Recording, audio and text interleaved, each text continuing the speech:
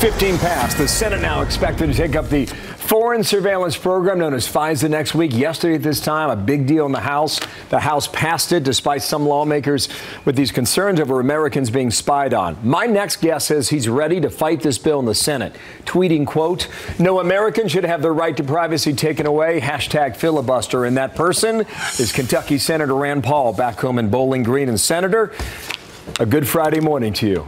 And thanks for coming back here. Thank you, Bill. Thanks for having me. What is your next move, Senator? Well, you know, if there was ever something worth filibustering, I think it would be filibustering for the Bill of Rights.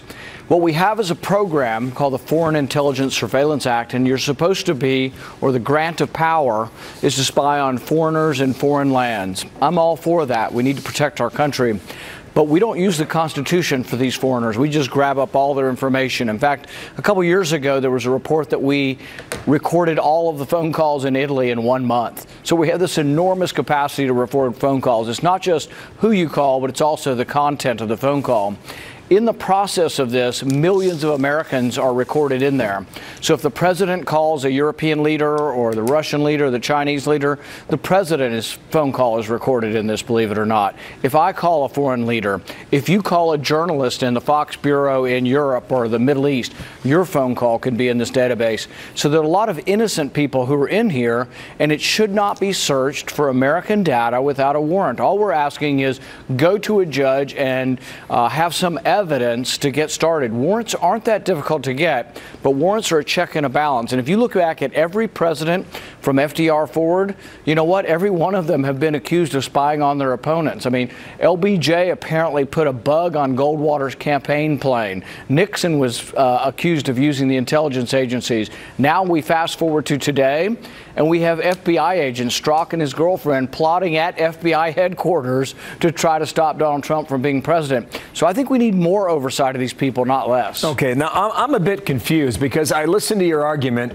and then I hear Paul Ryan on the floor of the House at this hour yesterday when he said the following. Roll this. This is about foreign terrorists on foreign soil. That's what this is about. You pass the Amash Amendment and defeat this underlying bill, we go back to those days where we are flying blind on protecting our country from terrorism. So is he right or are you right? What is it? It's frankly, the best way I can describe what he said is disingenuous. We don't stop any of the collection of the data. We reauthorize a program. In the Amash Amendment, the Paul Wyden Amendment, we reauthorize a program. We never interrupt the collection of foreign data on foreigners. What we do is say that if Americans are accidentally caught up in it, this is about Americans. This isn't about foreigners. This is about Americans. If Americans are accidentally caught up in this, if you want to look at their stuff, you have to have a warrant. And here's the problem with Paul Ryan and his ilk and all of these people. Their reform bill actually makes it worse. In their reform bill, they say that American information collected on Americans can be used for anything.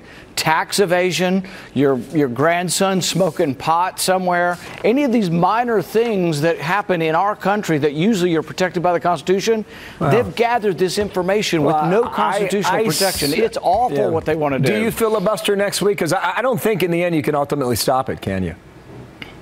The only way a filibuster succeeds is you have to get to 41 votes. So part of the reason you speak for a while, sometimes for a long while, but part of the reason you make arguments is because it's an important issue. But if you can convince 41 colleagues, if 41 people will vote with me, they can't pass it. And the other side will squawk and go crazy and say the world will end if we don't pass this. What would happen if we don't pass this is we would go back to the negotiating table and we would say we want more protections for American privacy, and they would have to compromise. Should we expect a filibuster from you next week on the floor of the Senate, yes or no?